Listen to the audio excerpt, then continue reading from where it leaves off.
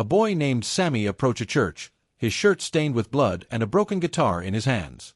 As soon as the pastor, Jedediah, notices him, he welcomes him and begins praying to God for his son's sins, believing that Sammy's actions have led to his current state.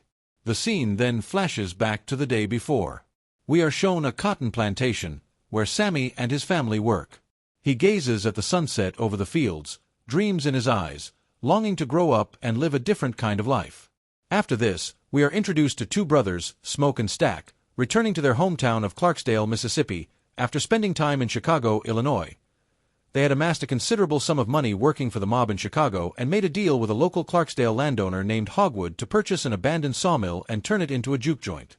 The brothers warned Hogwood that they were willing to defend their property against the Klan if necessary, but the old man dismissed their concerns, claiming they were overreacting about opening the joint that very evening.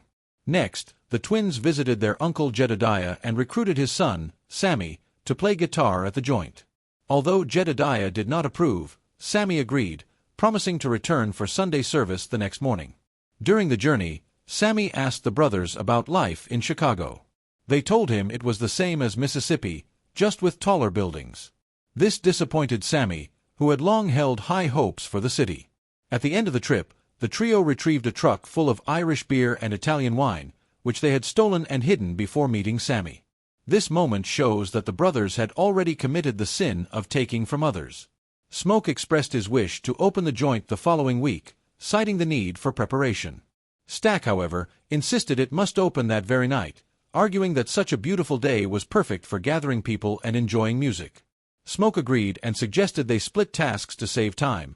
He would go to the city to buy supplies, while Stack and Sammy recruited musicians and found a doorman for the joint. Stack took the car with Sammy, and during the ride, Sammy played a tune for his cousin, impressing Stack with his talent. Sammy asked about Stack's childhood, and Stack revealed that his father used to beat him brutally for no reason. One day, his father had knocked him out, and when Stack woke up, he saw Smoke burying their father's dead body. Their journey then took them to the local train station, where they recruited the musician Delta Slim. During this time, Sammy noticed a married woman named Perline and invited her to the joint. Meanwhile, Stack ran into a former lover, Mary, which put him in a tense situation. Though now married, Mary confesses that she still has feelings for Stack and expresses her disappointment that he had ghosted her without explanation and never returned. Stack shows no remorse and tells her to leave. However, when Mary informs him about her mother's death, he is shocked by the news. After these events, the three men head into the cotton fields to recruit a man named Cornbread to serve as their doorman for the evening. At first, he refuses, but after encouragement from his wife, he agrees to take the job. Meanwhile, Smoke drives the truck into town and strikes a deal with local Chinese grocers Grace and Bo Chow to supply food and paint a sign for the juke joint. Smoke then visits his estranged lover, Annie. After paying respects to their deceased daughter, he returns a mojo bag she had given him years ago for protection. He performs some hoodoo to strengthen its powers and asks Annie to help at the joint, frying catfish at the bar. She initially declines, but after Smoke opens up about his feelings, she eventually agrees, and the two share a tender moment before leaving. The scene shifts to a man named Remick, whose skin appears to burn as he hurries into the shade of a small shack. He bangs on the door repeatedly until a married couple, Bert and Joan, open it. The man claims to be chased by Indians. Suspicious at first and armed, the couple finally agree to hide him after he offers them gold. Joan drives off the pursuing group, but when she returns upstairs, she finds her husband lying motionless while Remick smiles wickedly, his eyes glowing red with fangs. She realizes Remick has turned Bert into a vampire, and within moments, Bert rises, sharing Remick's sinister grin. Joan shrieks and meets the same fate. Eventually, the juke joint officially opens. Tensions rise when the brothers argue over patrons paying with plantation tokens, which can only be used at stores owned by the local cotton plantation. Smoke estimates this could severely cut into their profits.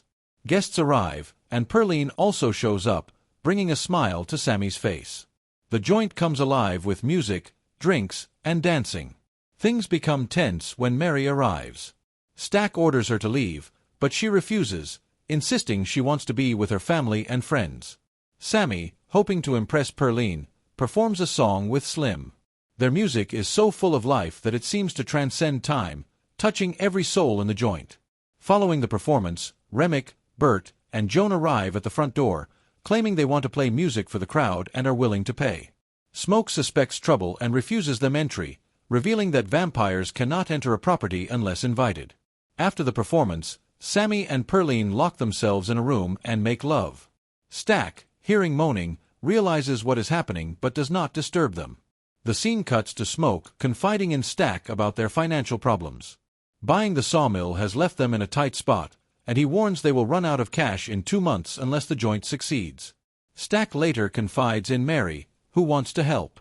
She insists on approaching the 3 cast-out vampires, Remick, Bert, and Joan, to recover money. Stack initially disapproves but eventually gives her a gun. Mary confronts the trio, who show her strange gold coins. When Remick reveals his true nature, she is frightened and draws her gun, ordering them to leave. As she turns to return to the joint, Remick turns her into a vampire. Back at the venue, she asks Cornbread to let her inside, and he unsuspectingly does. She seduces Stack into a side room, and while making love, bites his neck, causing him to bleed out. Smoke calls for Stack but receives no answer. Entering the room, he finds Stack lying in a pool of blood, Mary biting his neck. Smoke immediately shoots at her, and she falls but quickly rises. Her glowing eyes and threatening smile signal that she and her new allies intend to kill everyone at the joint, and she rushes out laughing. Smoke tries to save Stack, but his wounds are too severe, and he dies. Following these events, the brothers lock Stack's body in the storage room and halt the festivities, instructing all guests to leave. Unaware of the danger, everyone departs. Grace insists on heading home, and Bo Chow leaves to start his family's car. Meanwhile, Slim has taken over door duties from Cornbread, who has stepped outside. While outside, Cornbread hears distant murmuring and becomes frightened. It becomes clear that he has fallen into the traps set by the vampires, who have successfully hunted him down. Cornbread soon returns and asks to be let inside. The others find his behavior suspicious and refuse. When he demands payment, Smoke hands him the money through the doorway, but Cornbread grabs his hand and attempts to bite him. Before he can succeed, Smoke shoots him. Seeing Cornbread still moving, those inside the joint quickly lock the front door. Suddenly, Stack's voice is heard from the storeroom, demanding to be let out. Annie warns Smoke not to, but Stack bursts through the door anyway. Annie throws water mixed with garlic on him, scalding him and forcing him to flee out the front door. Realizing the seriousness of the threat, they seek Annie's guidance. She instructs them to gather garlic, wood, and silver. Although she has never faced such monsters directly, she has heard stories about them. Annie also advises them to wait until sunrise, as vampires cannot survive daylight without burning to death. It is soon revealed that Remick has turned everyone who left the joint earlier into vampires. Along with Bo, Remick claims his main goal is to capture Sammy, whose musical skills he believes can help him achieve something he has been searching for. He attempts to entice the others, claiming that becoming vampires will give them a sense of belonging denied by the living world. Smoke refuses to hand over Sammy. Remick and his followers begin making horrifying noises, eventually causing Grace to snap and demand that they come in. Those inside fend off the vampires, but soon Grace, Pearline, and Annie fall. Before Annie can be turned, she pleads with Smoke to end her life, and he stakes her.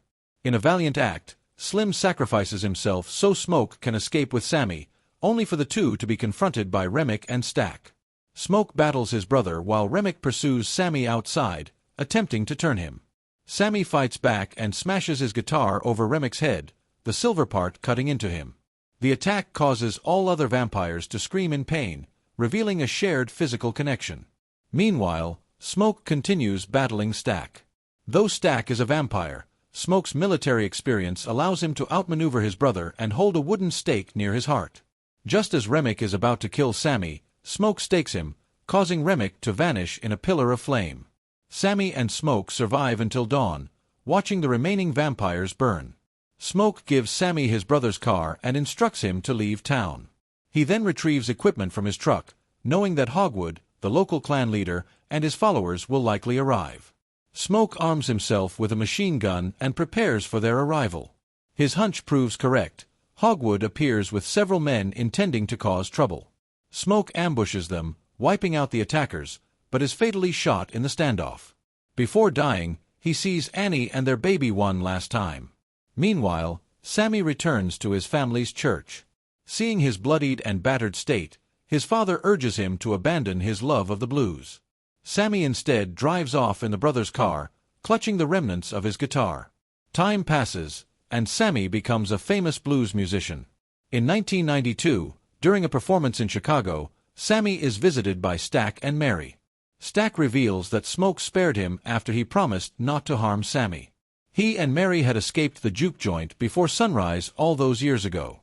Stack offers to turn Sammy into a vampire, sensing that the musician will soon die of old age, but Sammy refuses. Stack confesses that they have followed his career over the years and asks him to play a song from the old days. Sammy pulls out his restored guitar and plays for them. In a final reflective moment, Sammy admits that although he still has nightmares about that evening, it was the best day of his life until sunset. Stack agrees, noting that it was the last time he saw his brother and the sun, and the only time he ever felt truly free.